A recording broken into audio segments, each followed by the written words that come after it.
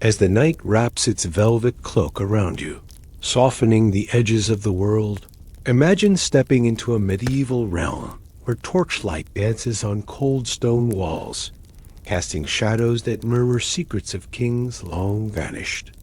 The castles of Europe, with their towering battlements and echoing halls, were not merely fortresses of power, but theaters of human desire, where crowns weighed heavy on heads, swayed by passion, folly, and sometimes madness. In this chapter of our soothing journey, we enter the opulent yet troubled courts of medieval royalty, where the lives of kings were as much defined by scandal as by sovereignty, their private chambers alive with tales that could unsettle even the most seasoned courtier. These are not stories of conquests or decrees, but of the peculiar, often shocking behaviors that shaped reputations and kingdoms, each woven into a gentle tapestry meant to lull you toward slumber. Picture yourself, dear dreamer, nestled by a heart's fading glow, the world outside hushed, as we unravel the lives of kings whose desires defied decorum, their stories as calming as the night now enveloping you. Let these whispers of the past, steady as your breath, guide you deeper into rest, their rhythm a lullaby as eternal as the stars. Our tale begins in the misty, rain-soaked hills of 13th century England, where King John, known as Lackland for his dwindling territories and tarnished legacy, reigned from 1199 to 1216, with a recklessness that scandalized his court, best remembered for grudgingly signing the Magna Carta, a document forced upon him by rebellious barons. John's rule was less about governance and more about his insatiable appetites.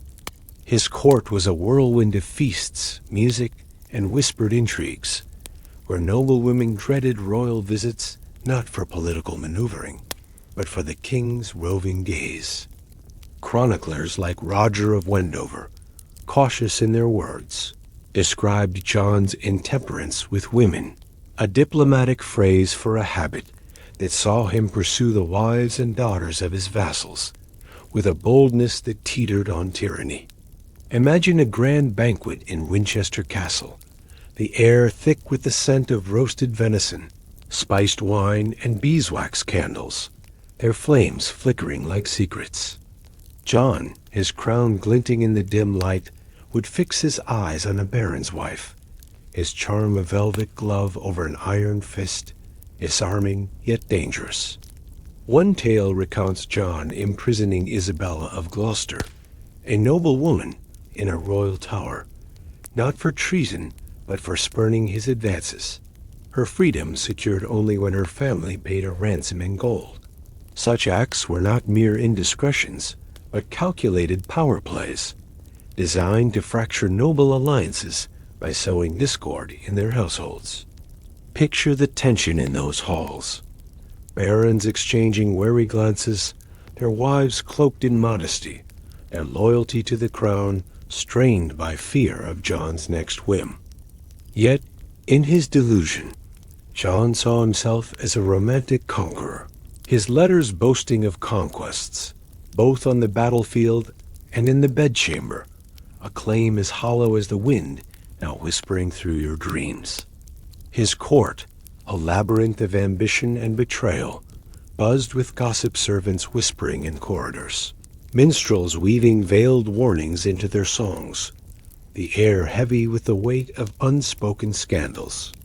These tales, drawn from chronicles like those of Matthew Paris, paint a king whose desires were as much a weapon as his sword, each pursued a thread in a tapestry of chaos that threatened to unravel his reign. As you listen, let the rhythm of these stories, their cadence soft and deliberate, carry you closer to sleep, the image of John's court fading like a dream.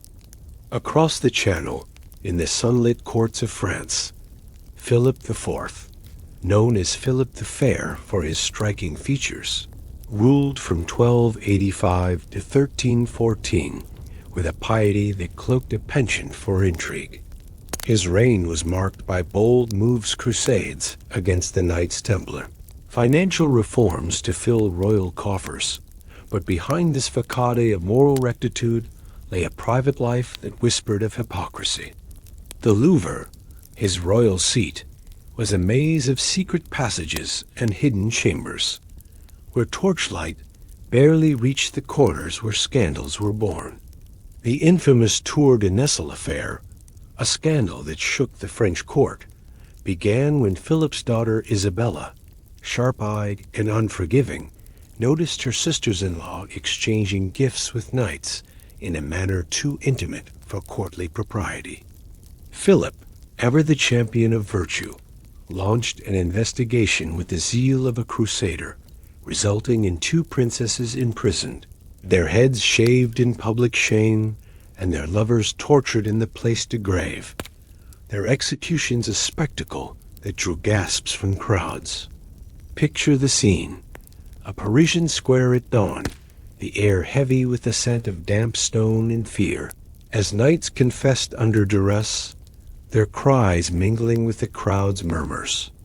Yet whispers persisted that Philip himself maintained discreet chambers for diplomatic companions, young women who entertained visiting dignitaries under the guise of hospitality, their presence a poorly kept secret among courtiers. Imagine the Louvre at midnight, its halls silent save for the soft tread of servants carrying coded messages. The king's piety a mask worn for daylight, his knights a canvas for desires he condemned in others. Chroniclers like Guillaume de Nogret hinted at these contradictions, their words veiled but pointed, noting Philip's ability to wield morality as a weapon while indulging in the very sins he punished. The Tour de Nesle affair, documented in the Grands Chroniques de France, became a cautionary tale, its echoes lingering in the court's tapestries, where scenes of virtue and vice were stitched side by side. As you drift, let the image of Philip's court, its golden halls, its shadowed corners, blend into the quiet of your night, each detail a gentle wave pulling you toward rest. The hypocrisy of power, a soothing paradox in this tale of human frailty. In the rugged, sea-battered castles of Denmark, Christian VII, who reigned from 1766 to 1808, brought a different kind of chaos to his court. His mind as turbulent as the North Sea storms. His mental instability, likely schizophrenia, made him a figure of both pity and scandal.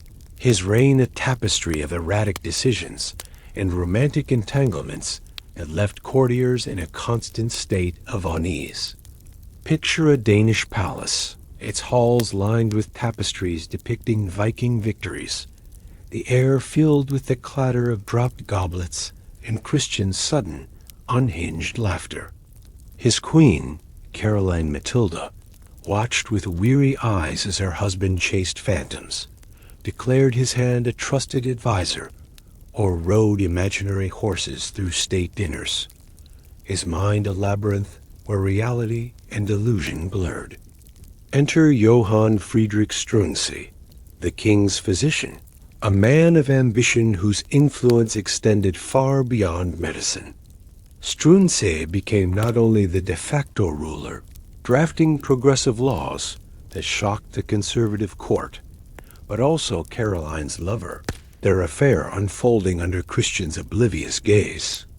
Imagine a banquet in Copenhagen, the chandeliers casting a golden glow as Christian, lost in his delusions, babbles about unseen enemies, while Struensee and Caroline exchange glances across the table, their liaison a secret known to every servant and noble.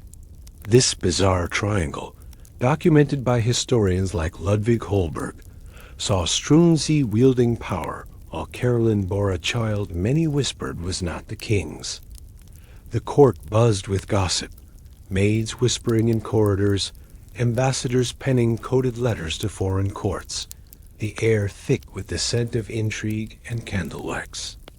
The scandal climaxed in a coup in 1772, orchestrated by Christian's mother-in-law, who saw Struensee's influence as a threat.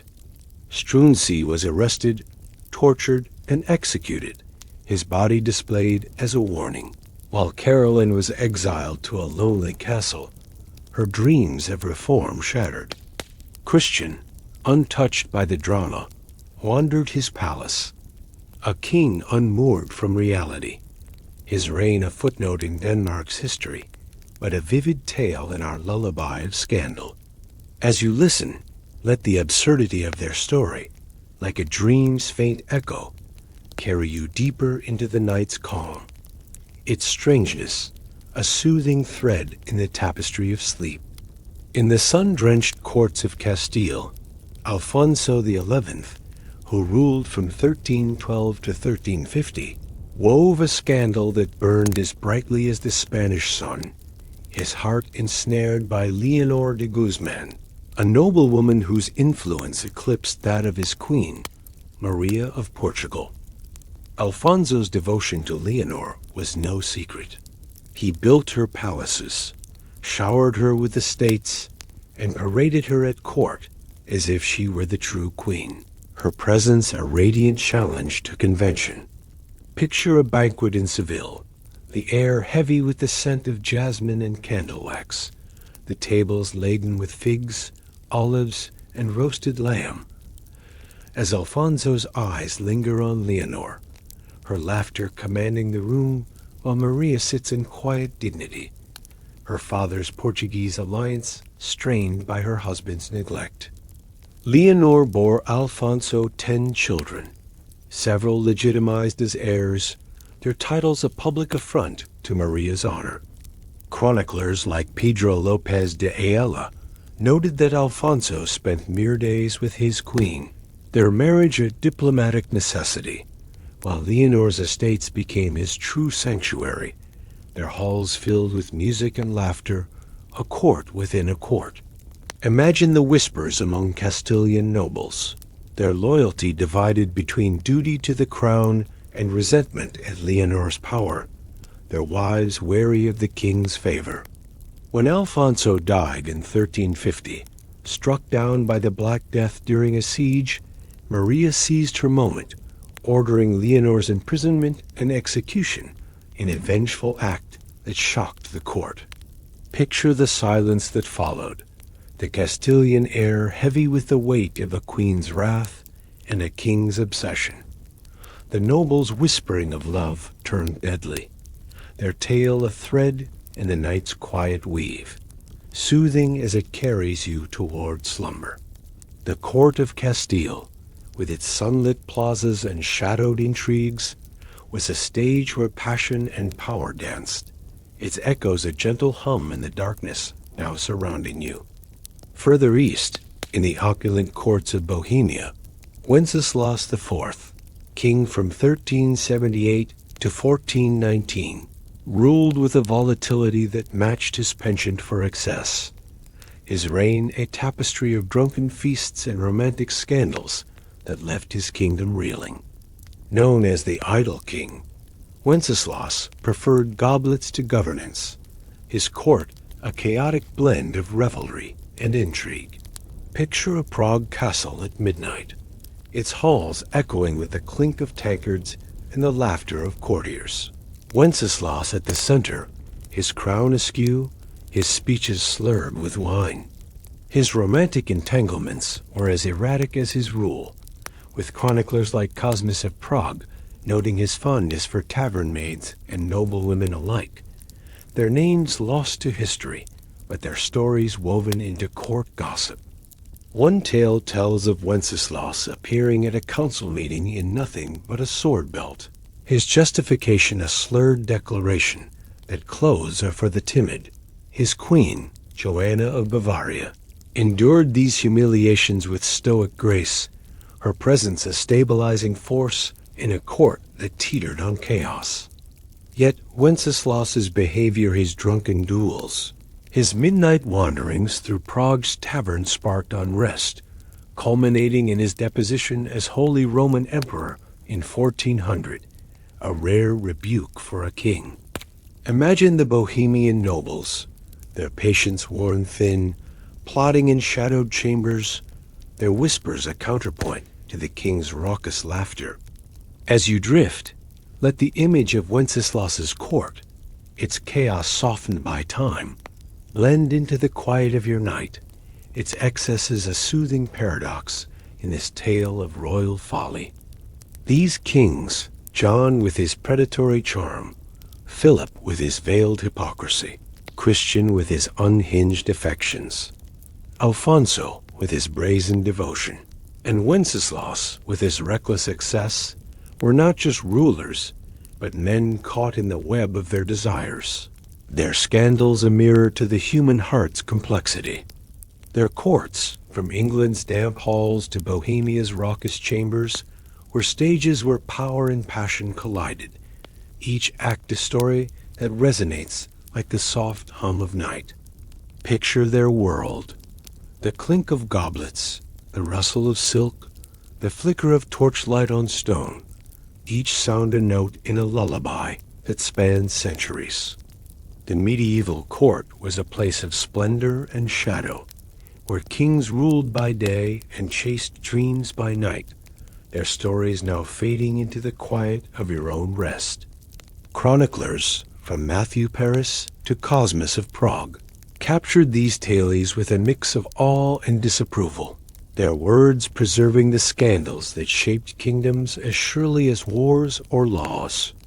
The Magna Carta, the Tour de Nesle affair, the Danish coup, the Castilian execution, the Bohemian deposition. These were not mere events, but the pulse of an era, their echoes a gentle rhythm in the night. As you sink deeper into the embrace of sleep, let these tales linger, their details as familiar as a dream, their intrigues a whisper that soothes like the darkness now wrapping you. The medieval world, with its velvet and vice, its crowns and secrets, was a tapestry of human folly, its threads woven into the calm, now guiding you toward rest. But more awaits in the halls of power kings whose passions burned brighter, whose scandals shook thrones, and whose lives wove legends that echo still. The next chapter will carry us deeper into this world of silk and sin, where crowns hid desires and love was as perilous as war. For now, let the rhythm of these stories, as steady as your breath, lull you closer to sleep. If a spark of scandal, a king's folly, a court's whisper lingers in your mind, share it in the comments before the night claims you fully, its quiet embrace as eternal as the tales we weave. As the night deepens, its quiet embrace folding you into its arms, imagine the medieval world unfolding once more, where the flicker of candlelight casts long shadows across gilded halls, each corner hiding whispers of secrets too scandalous for daylight. The courts of kings, draped in velvet and ambition, were stages where power and passion intertwined, their stories etched into the stones of castles now crumbling into dust. In this second chapter, we wander deeper into the tapestry of medieval royalty, where crowns sat uneasy on heads swayed by desire, their private lives a labyrinth of intrigue and folly.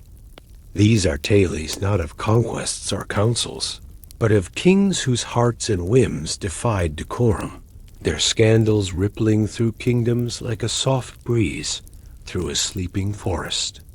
Picture yourself, dear dreamer, curled by a hearth's fading warmth, the world outside a silent void, as we unravel the lives of monarchs whose passions burn too brightly, their stories a gentle lullaby to guide you toward slumber. Let these whispers of the past, as steady as the tide, carry you deeper into the night's calm, their rhythm a soothing echo of a world long gone. Our journey resumes in the fog-shrouded realm of 14th century England, where Edward II, reigning from 1307 to 1327, ruled with a heart as turbulent as the storms that battered his coasts. Known for his military failures and the eventual loss of his throne, Edward's reign was defined less by battles than by his fervent attachments, which scandalized his court and fractured his kingdom. His devotion to Piers Gaveston, a Gascon knight of sharp wit and sharper ambition, was the spark that lit fires of discontent among his nobles. Picture a feast at Westminster Hall, the air rich with the scent of spiced mead and roasted boar, the tables laden with silver goblets that gleamed in the torchlight. Edward, his crown a heavy burden, would lean close to Gaveston, their laughter a private melody amid the court's clamor, their bond a source of whispers that echoed from London to York. Chroniclers, like the author of the Vita Edwardi, Secundi noted Edward's immoderate affection for Gaveston, a phrase that veiled the intimacy that nobles found unseemly for a king. Gaveston, elevated to Earl of Cornwall and showered with lands, strutted through court with a peacock's swagger, his influence a thorn in the side of barons like Thomas of Lancaster. Imagine the tension, nobles clenching their fists as Gaveston jested at their expense, calling them by mocking nicknames, while Edward, blind to their anger, bestowed yet another title on his favorite. The scandal deepened when Edward left Gaveston as regent during a trip to France, a decision that saw barons plotting in shadowed chambers, their loyalty to the crown fraying like old tapestry. Gaveston's eventual capture and execution in 1312, beheaded by barons on a lonely hill, was a blow that left Edward grieving, his court a stage of mourning and mistrust. Yet Edward's heart soon found another, Hugh Despenser the Younger, a cunning noble whose influence rivaled Gaveston's, his presence at court reigniting whispers of favoritism. Picture Edward at a tournament, his eyes fixed not on the jousts but on Despenser, their closeness a scandal that fueled Queen Isabella's growing resentment. Isabella, known as the She-Wolf of France, would later lead a rebellion, deposing Edward in 1327 and leaving him to a mysterious death in Berkeley Castle, his reign a cautionary tale of passion's cost. As you drift, let the image of Edward's court, its feasts, its whispers, its betrayals, fade into the night, a soothing thread in the lullaby now wrapping you in its calm. Across the centuries, in the vibrant courts of Tudor England, Henry VIII, in the early years of his reign from 1509, was a king whose charisma masked a hunger for indulgence that would later define his legend. Before his 6 marriages and break with Rome, young Henry was a golden prince, his court a dazzling whirl of masks and music, yet already sowing seeds of scandal. His early obsession with display extended to his private life, where his charm drew courtiers and ladies alike into his orbit.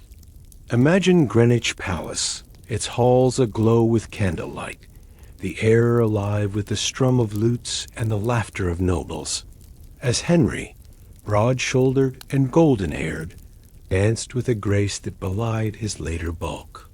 His eye, however, wandered beyond his queen, Catherine of Aragon, to her ladies-in-waiting, their beauty a temptation he rarely resisted.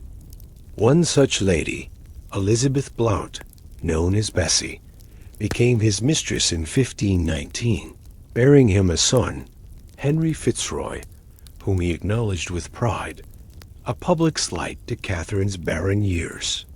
Picture a court banquet, the tables groaning under platters of swan and peacock, as Henry toasted Bessie's health, her presence at his side a whisper that rippled through the hall. Chroniclers like George Cavendish noted Henry's youthful dalliances, a polite term for affairs that saw him pursue sisters, cousins, and even the wives of his courtiers, their husbands silenced by fear or favor.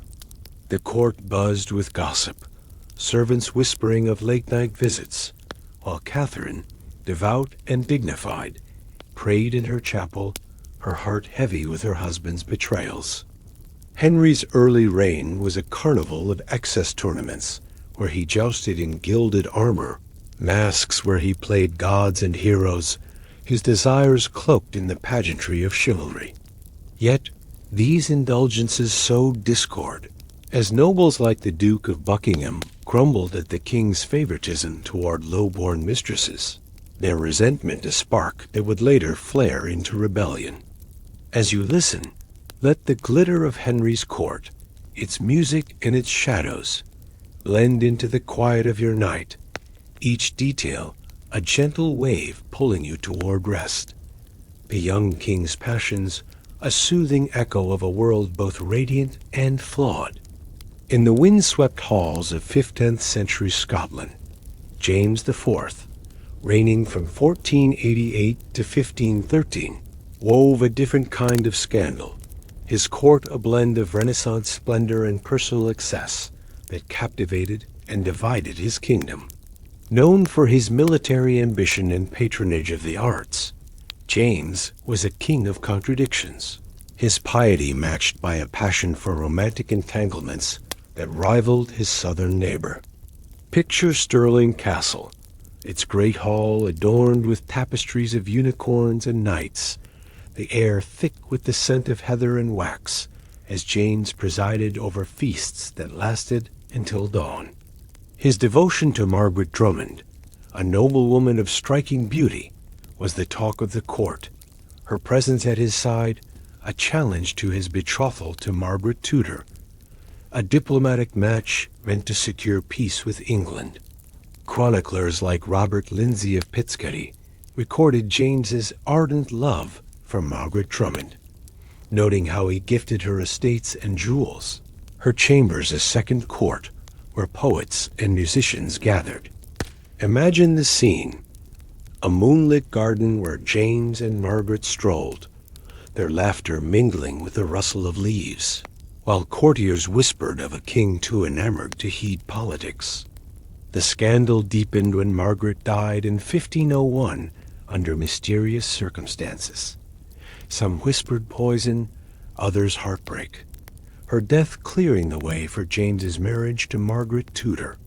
Yet James's heart wandered still, his liaisons with other ladies, including Janet Kennedy, producing a brood of royal bastards who were paraded at court, their titles a reminder of his unbridled desires. Picture the Scottish nobles, their loyalty strained, as James spent fortunes on his mistresses, his treasury drained by gifts and feasts, his court a stage where love and ambition clashed.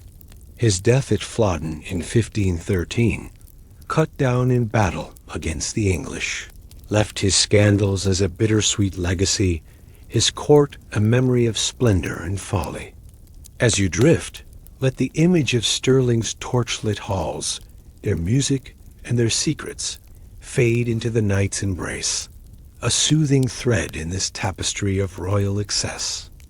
In the opulent courts of 15th century Burgundy, Philip the Good, Duke of Burgundy from 1419 to 1467, though not a king, wielded power to rival any monarch, his court a dazzling stage of scandal that echoed across Europe. His reign was a golden age of art and chivalry, yet his private life was a tapestry of indulgence that shocked even his allies. Picture the Palace of Coudenberg in Brussels, its halls aglow with stained glass and gold leaf, the air heavy with the scent of rosewater and incense, as Philip presided over banquets that stretched into the night. His numerous mistresses chroniclers count at least 24 bore him children who were openly acknowledged, their presence at court a public flaunting of his desires. One mistress, Marguerite de Bressy, held such sway that she was dubbed the Second Duchess, her influence rivaling that of Philip's wife, Isabella of Portugal. Imagine a court festival, the tables laden with exotic fruits and gilded pastries, As Philip danced with Marguerite, their closeness a spectacle that left Isabella's ladies whispering in corners. The Chroniques de Bourgogne note Philip's excessive liberality toward his lovers, gifting them castles and titles, their children raised alongside his legitimate heirs. This openness, while bold, sparked resentment among his allies, who saw his generosity as a drain on Burgundy's wealth, their murmurs a counterpoint to the court's music. Philip's Order of the Golden Fleece, a chivalric brotherhood, was mocked by some as a jest, its knights bound by honor, yet serving a duke whose personal life defied it. Picture the tension. Ambassadors from France and England, their eyes sharp, noting every indiscretion, their reports fueling rumors that spread from Paris to London. As you listen, let the splendor of Philip's court, its decadence softened by time, blend into the quiet of your night, its excesses a soothing paradox in this tale of power and passion. These kings and dukes, Edward with his reckless favoritism, Henry with his youthful dalliances, James with his ardent loves, and Philip with his brazen indulgence, were men whose desires shaped their reigns as surely as their decrees. Their courts, from England's fog-bound halls to Burgundy's gilded palaces, were arenas where passion and power danced, each scandal a thread in a tapestry that spanned centuries. Picture their world: the clink of goblets, the rustle of silk, the flicker of torchlight on stone, each sound a note in a lullaby that carries you toward sleep. Chroniclers, from the Vita Edwardi Secundi to the Chroniques de Bourgogne, captured these tales with a mix of awe and censure, their words preserving the scandals that shook thrones and stirred hearts. The execution of Gaveston, the rise of Bessie Blount, the death of Margaret Drummond, the court of the Golden Fleece, these were not mere footnotes, but the pulse of an era, their echoes a gentle rhythm in the night. As you sink deeper into slumber, let these stories linger, their details as familiar as a dream, their intrigues a whisper that soothes like the darkness now enveloping you.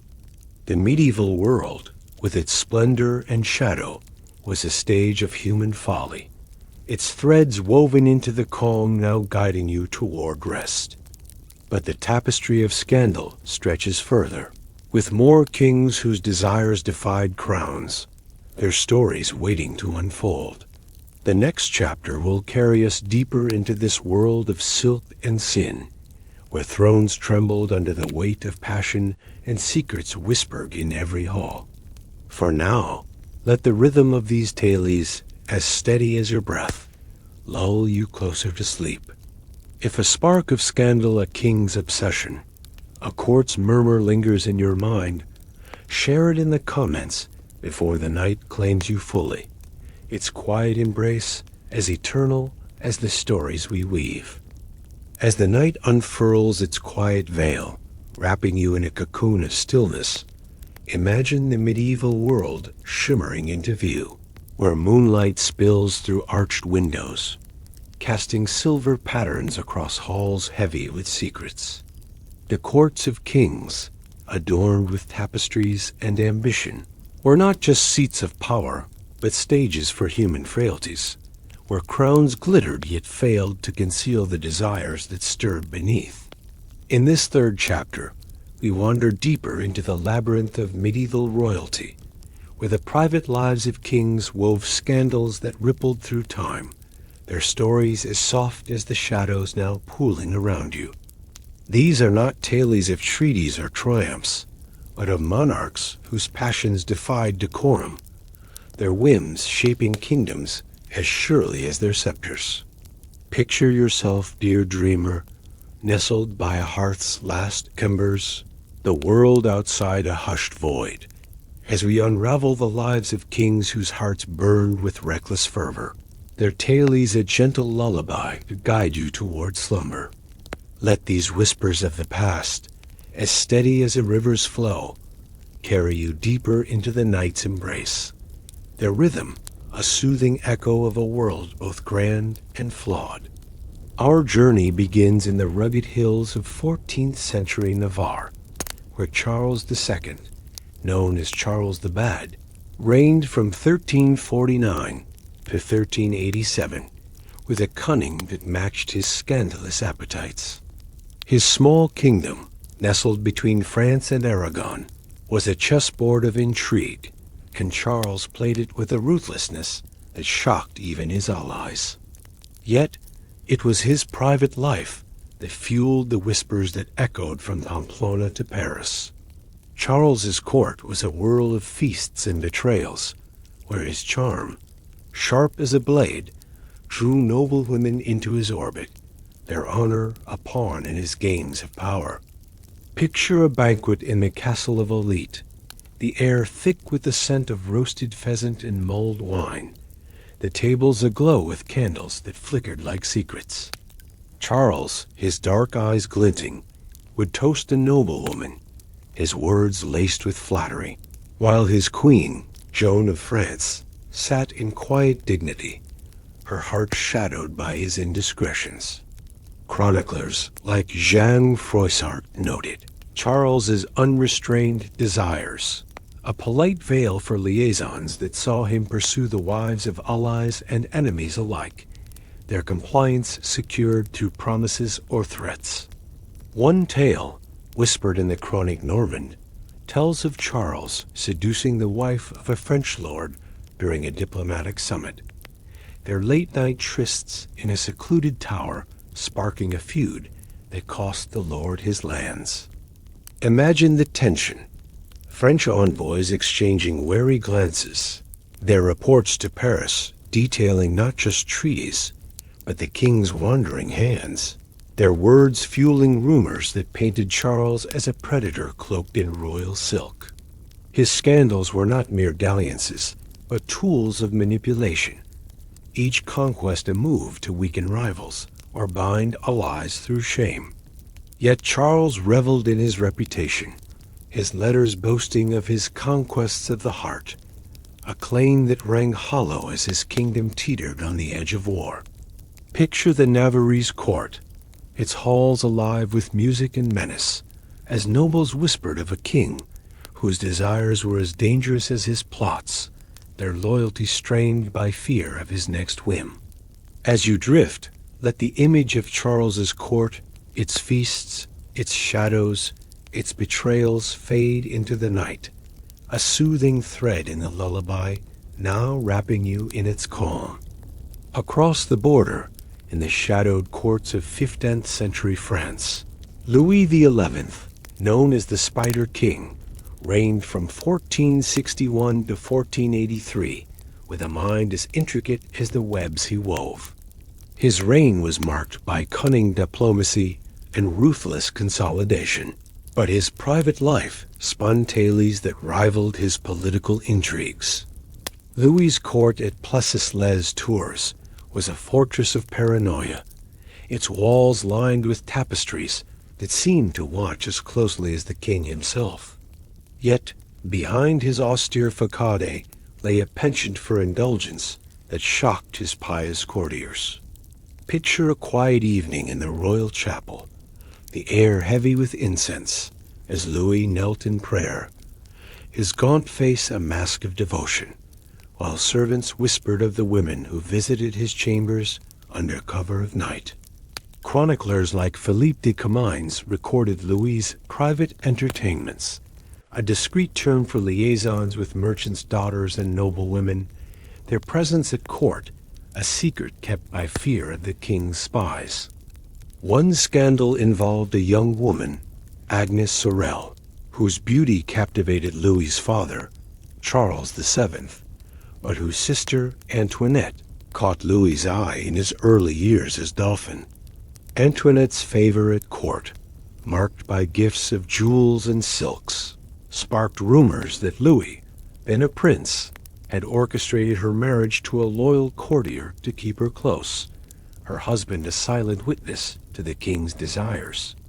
Imagine the court's tension, nobles bowing to Louis's will, their wives wary of his invitations to private suppers, their whispers muffled by the king's network of informants.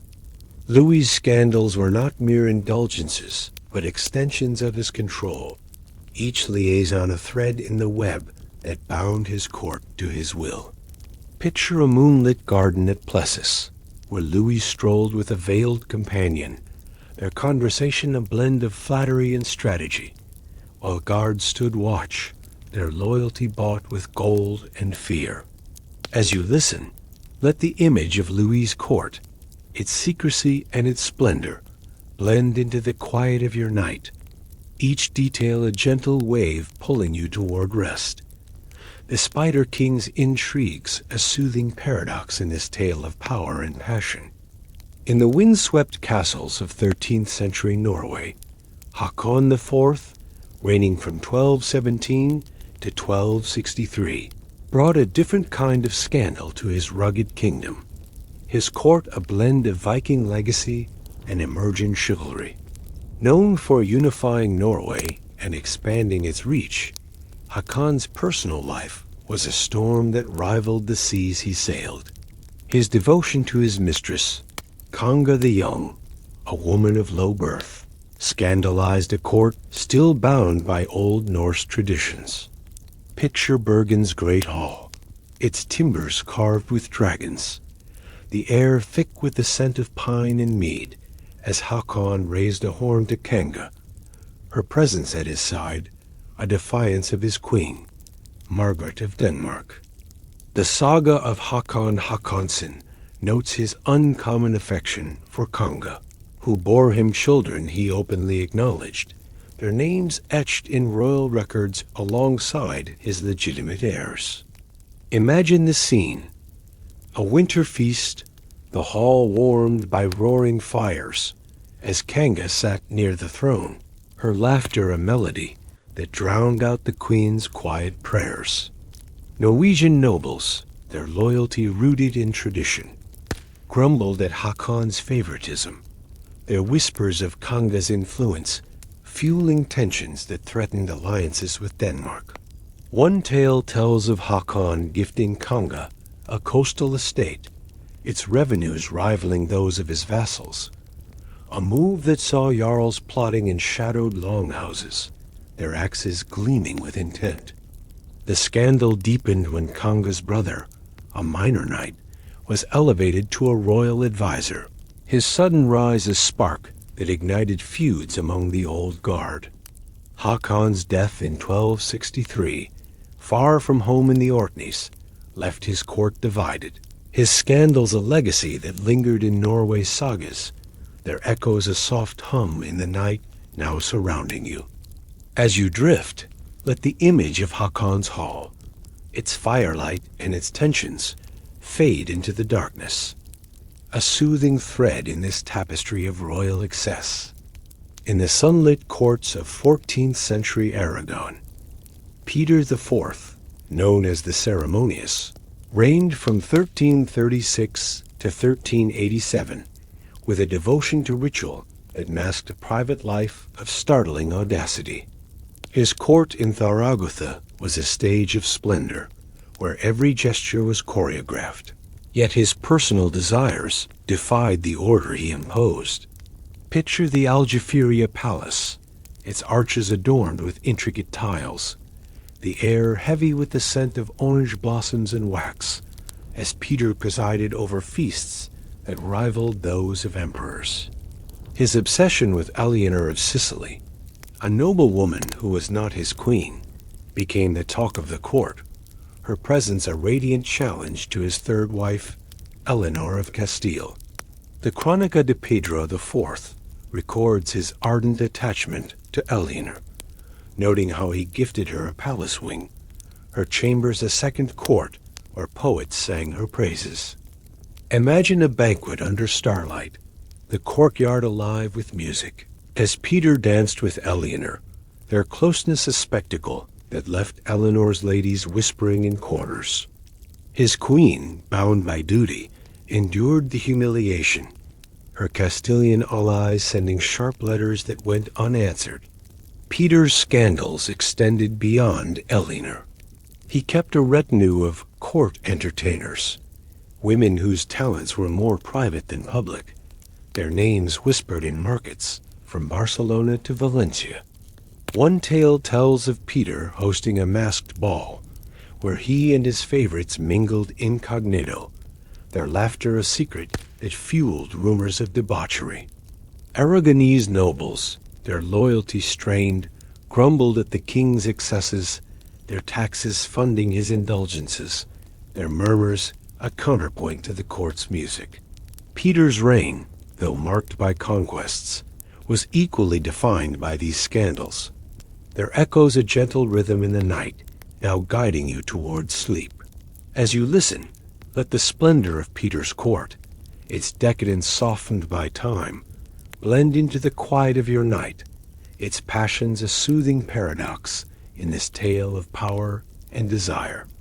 These kings, Charles with his cunning conquests, Louis with his web of intrigue, Haakon with his Viking passions, and Peter with his ceremonial indulgences, were men whose desires shaped their reigns as surely as their crowns.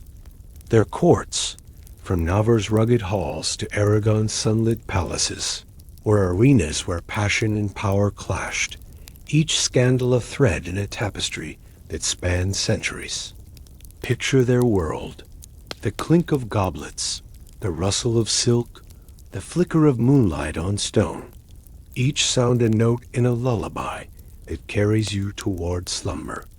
Chroniclers, from Froissart to the Norse sagas, captured these tales with a mix of awe and censure, their words preserving the scandals that stirred hearts and shook thrones. The feuds of Navarre, the webs of Plessis, the sagas of Bergen, the dances of Zaragoza, these were not mere events, but the pulse of an era, their echoes a gentle rhythm in the night. As you sink deeper into slumber, let these stories linger, their details as familiar as a dream, their intrigues a whisper that soothes like the darkness now enveloping you. The medieval world, with its splendor and shadow, was a stage of human folly, its threads woven into the calm, now guiding you toward rest. But the tapestry of scandal stretches further, with more kings whose desires defied crowns, their stories waiting to unfold. The next chapter will carry us deeper into this world of silk and sin, where thrones trembled under the weight of passion and secrets whispered in every hall. For now, let the rhythm of these tales, as steady as your breath, lull you closer to sleep. If a spark of scandal a king's obsession, a court's murmur lingers in your mind, share it in the comments before the night claims you fully, its quiet embrace as eternal as the stories we weave. As the night reaches its deepest hour, its velvet stillness cradling you in quiet, imagine the medieval world one last time, where the glow of fading torches paints golden streaks across halls now silent, their stones holding the echoes of scandals long past. The courts of kings, once vibrant with ambition and desire, were stages where crowns glittered, but could not hide the passions that burned beneath. In this final chapter, we wander through the twilight of our journey, tracing the last threads of a tapestry woven with the follies of monarchs, their private lives a mosaic of intrigue that shaped kingdoms as surely as their decrees. These are not tales of battles or charters, but of kings whose hearts defied decorum, their scandals a soft hum that lingers like the night now enveloping you. Picture yourself, dear dreamer, curled by a hearth's final glow, the world outside a hushed dream, as we unravel the lives of monarchs whose desires burn brightest in their twilight, their stories a gentle lullaby to guide you into slumber. Let these whispers of the past, as steady as your breath, carry you deeper into the night's embrace, their rhythm a soothing farewell to a world of silk and sin. Our journey begins in the vibrant courts of 15th century Hungary, where Vladislas II, reigning from 1490 to 1516, ruled a kingdom caught between Renaissance splendor and the shadow of Ottoman threats. Known for his weak governance and reliance on nobles, Vladislas, often called King Dobzy, meaning all right, for his passive agreement to all proposals, was a figure whose personal scandals outshone his political failings. His court in Buda was a whirlwind of feasts and flirtations, where his charm, though lacking in statecraft, drew a constellation of admirers. Picture the Buda castle, its halls adorned with tapestries of mythical beasts, the air thick with the scent of spiced wine and wax, as Vladislas presided over banquets that stretched into dawn. His obsession with a young noblewoman, Anna of Candale, who was not his queen, became the talk of the court, her presence a radiant challenge to his wife, Beatrice of Naples.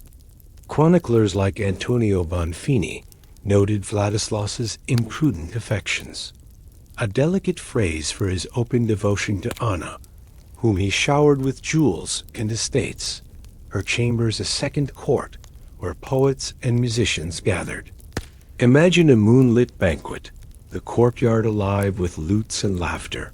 As Vladislas danced with Anna, their closeness a spectacle that left Beatrice's ladies whispering in corners. The scandal deepened when Vladislas acknowledged Anna's child as his own, granting the boy titles that rivaled those of his legitimate heir, sparking outrage among Hungarian magnates. Picture the tension. Nobles clenching goblets, their loyalties strained, as Vladislas drained the treasury for his mistress, their murmurs of rebellion echoing through Buda's halls. One tale tells of a masked ball where Vladislas, disguised as a minstrel, serenaded Anna before the court, his queen's absence a silent rebuke that fueled rumors across Europe. His reign, marked by financial ruin, was equally defined by these scandals, their echoes a soft rhythm in the night, now guiding you towards sleep. As you drift, let the image of Vladislas's court, its splendor and its folly, fade into the darkness, a soothing thread in this tapestry of royal excess. Across the seas, in the sunlit courts of 15th century Portugal, John I, reigning from 1385 to 1433, wove a scandal that contrasted with his legacy as the founder of the Aves dynasty. Known for his military triumphs and the conquest of Ceuta, John's court in Lisbon was a beacon of chivalry, yet his private life sparked whispers that rippled through the Iberian Peninsula. Picture the Palace of Sintra, its arches draped in silk, the air heavy with the scent of orange blossoms and sea salt, as John presided over feasts that celebrated Portugal's rising power. His devotion to Philippa of Lancaster, his English queen, was genuine, yet his eye wandered to Ines Pairs, a lady-in-waiting whose beauty captivated the court. The Chronica de João, first by Fernando Lopes, records John's ardent favor toward Ines, who bore him several children, including Afonso, later Duke of Braganza, their legitimacy a public affront to Philippa's dignity.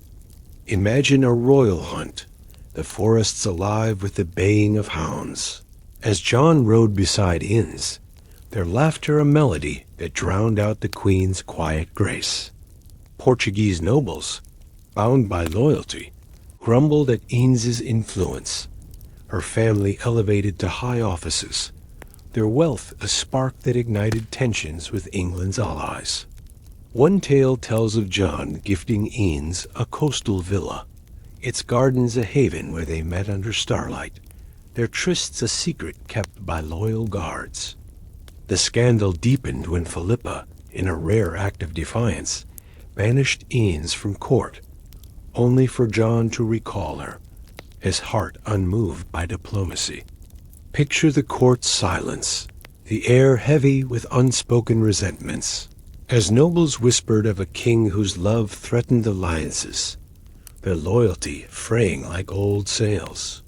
John's death in 1433 left his scandals as a bittersweet legacy, his court a memory of chivalry and chaos, its echoes a gentle hum in the night now surrounding you.